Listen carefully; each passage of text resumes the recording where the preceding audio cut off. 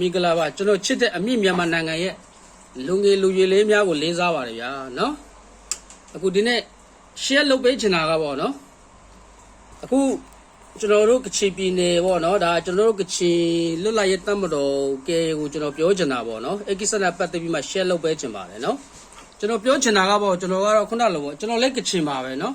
ဒါကချီလက်နဲ့ကြိုင်ဆိုလဲကျွန်တော်တို့ကချီလူမျိုးတွေပါပဲနော်ဒါမဲ့ကျွန်တော်အဓိကကချီကဲခေါင်းဆောင်တွေကိုပြောချင်တာပေါ့နော်အခုလက်ရှိကျွန်တော်တို့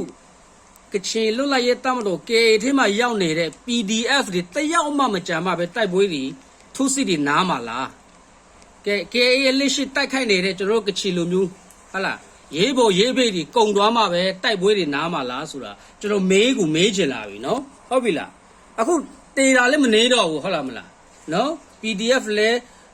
ကချင်လက်လက်ရဲတမတော်ထဲမှာတည်နာပေးထားတာဘူချုပ်ဂုံမော်ကတော့2000လို့ပြောတယ်မကဘူး3000ကျော်တယ်နော်အခုတဝက်လောက်တေသွားပြီ3000ဆို1000ခွဲလောက်တေတာ1000ခွဲလောက်ကျန်တယ် PDF ဒီအဲ့1000ခွဲထပ်တေပြီးတယောက်မှမကြမ်းမှထုစီတွေတိုက်ပွဲတွေနားမှာလားအဲ့ထိတ်ကကျွန်တော် KK အောက်ခြေရေးပေါ်ရေးပေးဒီအကုန်လုံးတယောက်မှမကြပြီးတေသွားမှာပဲတိုက်ပွဲတွေနားမှာလားကျွန်တော်မေးချင်တာနော်ကျွန်တော် KK အထိတ်ကလူကြီးတွေကိုနော်ပြောမယ်ဆိုတော့ဟုတ်လားနော်ကျွန်တော်တို့ကချင်တွေဘလောက်ဒုက္ခရောက်နေလဲနော်ကျွန်တော်ကချင်ပြည်နယ်ဖြစ်တာအများစုဒုက္ခရောက်တော့ကျွန်တော်ကချင်တွေဒုက္ခရောက်တာနည်းနည်းပါးပါးလည်းငှေ့ကြအောင်ကိုဖော်ကနော်တွေရော